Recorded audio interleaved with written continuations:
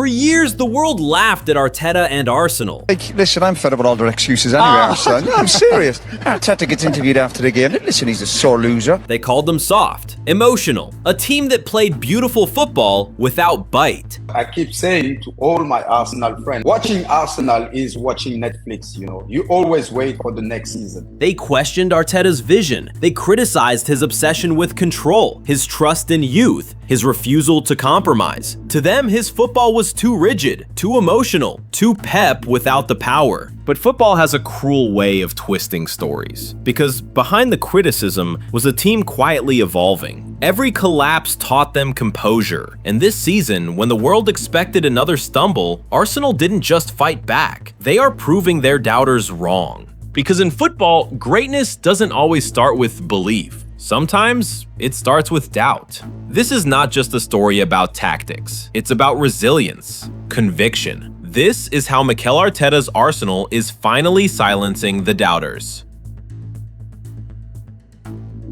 For years, the story of Arsenal was not written by the players on the pitch, but by the voices behind the microphones. Every time the Gunners rose, they were reminded of how easily they could fall. There was a narrative building before this game that Arsenal would wait till the last 20 minutes and then Eze and Ødegaard would come on and Arsenal's bench was stronger. But it was actually Liverpool that got stronger. They were mocked for their style, doubted for their mentality, and dismissed as a team that looked beautiful until it mattered most. Sorry for Arsenal. You know, we talk about the Netflix and now I think Netflix season 21. In those days, the term project was not a compliment. It was an insult, a polite way of saying they're still not ready. When Mikel Arteta first took the job in 2019, pundits laughed at the idea that a rookie coach, fresh from Pep Guardiola's shadow, could restore the glory of North London. You know, Mikel was going to come under the pump. You know, I do think that I'm looking at him now and I'm now having serious questions about if he's going to be the man that's going to get us over the line. His team played possession football, yes, but critics saw fragility behind the finesse, patience without punch, elegance without end product. Arsenal were accused of being artists without edge, and Arteta, the overambitious apprentice trying to imitate his master. Those words became a chorus whenever Arsenal stumbled. Every time they lost a lead, every time they hesitated in front of goal, every time a moment of composure turned into chaos. The critics were waiting with their favorite label, bottlers. And the sting was sharper because it wasn't entirely false. There were nights when Arsenal looked untouchable, football flowing like water, movement rehearsed to perfection, only to collapse under pressure when the stakes peaked. The 2022-23 season was the prime example. After leading the Premier League for 248 days, they watched Manchester City sweep past them in the final stretch. For pundits, that was all the proof they needed. Arsenal, they said, were brilliant but brittle, energetic but emotional, good but not great. But here's where the story deepens, where the contradiction of hope and heartbreak fuels the real tension. In 2024-25, Arsenal again finished second in the Premier League, this time behind Liverpool for the third consecutive season. Their consistency, leading in expected metrics, playing attractive football was undeniable, yet the ultimate prize eluded them. They dropped numerous points from winning positions, foiling their own charge. The question kept coming, is this as good as it gets? Yet that season held moments of unshakable brilliance. In the Champions League quarterfinals, Arsenal dismantled Real Madrid. In the first leg at the Emirates, Declan Rice scored 2 breathtaking free kicks, a first in a knockout match. And Mikel Merino added a third, giving Arsenal a commanding 3-0 lead. In the return leg at the Bernabeu, despite pressure and atmosphere, Arsenal controlled the tie. Bukayo Saka scored in the 65th minute, Real struck back through Vinicius Jr., but Gabriel Martinelli sealed it in stoppage time, completing a 5-1 aggregate elimination of the 15-time Champions League winners. It was the first time in over 2 decades Real Madrid were knocked out in a Champions League quarterfinal tie, back to 2003 to 2004. before. That European night rippled across the continent. Arsenal were no longer fairy tale, they were fierce. But even amid that triumph, the shadow of so close yet so far lingered. In the league, they dropped points in writ large moments. In May 2025, at Anfield, Arsenal trailed 2-0 but stormed back to claim a 2-2 draw, despite ending the match with 10 men after Marino's red card. It was a microcosm. Resilience, fight, but still no final reward. That season, the narrative around Arsenal hardened. You could admire their evolution, adore their improvements, but ultimate doubt remained in the margins. Could they turn those big nights into a title run? Even after knocking out Real Madrid, the league finish reinforced the familiar tagline: great, but not champions. The pundits sharpened their blades. The calls of lack of edge returned. The plastic process mantra cropped up as though it justified yet another near miss. The emotional risk was higher because this time, without a trophy, no celebration would fully silence those voices. In that tension lay the seed of a new story, one about transformation, not just in results, but in identity. For Arteta, that season was both vindication and warning. You can defeat giants, but still be haunted by ghosts. They did not tiptoe into the summer, they kicked the door in, beginning on the 1st of July with Kepa Arrizabalaga as the first signing to strengthen the goalkeeping unit behind Raya. A small fee, high experience move that signaled ruthlessness in depth planning. 6 days later, the statement piece arrived. Martin Zubimendi from Real Sociedad. The metronome Arteta had long admired, finally in red and white. His press-resistant pivots and Zone 14 discipline recruited to harden the middle of the pitch. Pace and 1-versus-1 threat followed on the 18th of July with Noni Madueke crossing London to add a left-footed right-winger profile behind Saka, giving Arsenal the kind of rotation that once exposed them in the run-in. On 24th July came Christian Mosquera, a 21-year-old defender with senior La Liga mileage, a smart, low-cost bet on athletic cover who could play on the right of a back four or as an aggressive rest defense piece. Then the 9-in-10 striker profile. Victor Gyökeres on 26 July to convert pressure into goals and punish low blocks. Control layers were added on July 10th with Christian Norgard, the positional firefighter whose leadership and ball winning insulated the schedule's worst weeks. The marquee attacking conductor Eberechi Eze arrived on the 23rd of August, the kind of self-starter between the lines Arsenal have craved when the rhythm stalls. And on deadline day, they tucked in defensive insurance with Piero Hincapié on loan, securing left center back cover and build-up angles when rotation hit. Even after this spree, the summer chorus tagged them not favorites, with multiple books installing Liverpool as the preseason pick and Arsenal a close second, a perception that framed the pressure as the season kicked off. The football began with whiplash contrasts. At Old Trafford, the Gunners were sloppy in possession, yet more streetwise than before, escaping with a ruthless 1-0 powered by set-piece detail and Raya's security, a win that felt more mature than stylish. At home, they swarmed leads in a 5-0 exhibition that unveiled Gyökeres' first strike and hinted at a higher ceiling, while Eze's welcome underscored the new creative floor. Then, the night at Anfield came. Arsenal's title aspirations stretched into enemy territory. For 82 minutes, the game held equilibrium. Neither side could break the deadlock. Arsenal pressured, moved the ball incisively, Liverpool defended deep and waited. Then, in the 83rd minute, Dominik Szoboszlai unleashed a sublime free kick from 30+ yards out, curling over the wall and past David Raya. The kind of moment that compels silence in Anfield. That strike ended the night.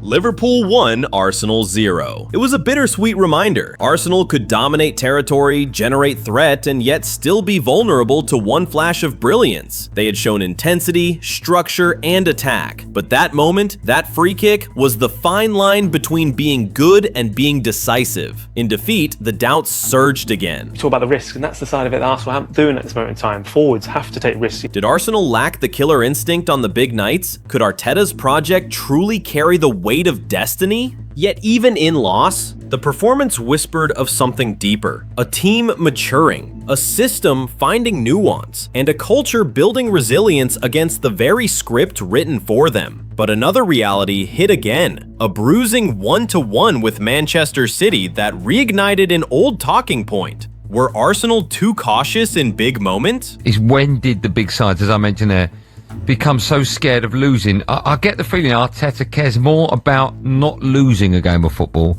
than trying to win it. Only for Gabriel Martinelli to lob in a 93rd minute equalizer and flip the narrative on its head. The next week brought a professional 2-0 over Olympiacos in Europe, evidence that the press trap patterns and box midfield rotations travel even on a rotated night. And yet the bill for ambition arrived early. Martin Odegaard's knee, later confirmed as an MCL issue, turned celebration into concern. The critics kept their line, take the handbrake off, framing Arteta as too controlled in marquee fixtures even as the squad finally looked capable of playing multiple speeds. But beneath the noise, the facts were different. Arsenal had bought not just names, but profiles. A 6 who breaks pressure, Zubamendi. A winger who pins fullbacks, Madueke. A 9 who attacks space, Gyökeres. A conductor who destabilizes blocks, Eze. Plus adults in the room for attrition months, Norgard, Hincapié, Kepa, Mosquera. And by Arteta's 300th game, a 2-0 over West Ham took them top.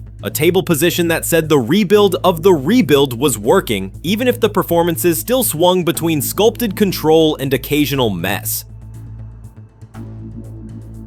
What finally quieted the room was not a single game, but a body of work. A side that now controls territory without chasing sterile domination, that defends as a collective and kills you with restarts, that shifts between short circulation and ruthlessly direct sequences without losing shape. Across 2024/25, Arsenal posted the league's best defensive record for the second season running with just 34 goals conceded, while their territorial grip averaged 66.7% field tilt across the campaign and climbed to roughly 71% in matches they actually won, a picture of mature control that is measured not only by the ball but by where the ball lives on the pitch. In set plays, they have become a machine. Since the start of 2023/24, Arsenal have scored 33 goals from corners. No other Premier League team has even reached 20. And under Nicolas Jauvert, they've effectively doubled their corner efficiency compared to the pre-Jauvert era, even equaling the Premier League record for most corner goals in 2023/24. Behind that control sits a goalkeeper who turns clean sheets into culture. David Raya won the Premier League Golden Glove in 2023/24 and then again in 2024/25, a back-to-back marker that underlines how the Saliba-Gabriel platform, Rice screening the middle, and the evolving 6/box midfield with Zubamendi stepping into circulation lanes funnel shots into worse locations and allow Arsenal to manage leads with far less panic. The final layer is adaptability. In a season where set pieces and direct restarts have risen across the division, Arsenal are comfortable mixing patterns. Opta and League Analysis note a broader 2025/26 shift toward longer balls and throws, and even goal kick launch rates climbing, with data showing even teams like Arsenal now launching over half of their goal kicks, 56.2%, upfield, a pragmatic tweak that complements their positional play rather than replacing it. Put together, this is a mature Arsenal, a side that compresses the field, dominates where it matters, banks repeatable edges at dead balls, and trusts a champion goalkeeper behind a synchronized block. It is not louder football, it is smarter football, the kind that makes arguments fade because the scoreline and the shape say everything.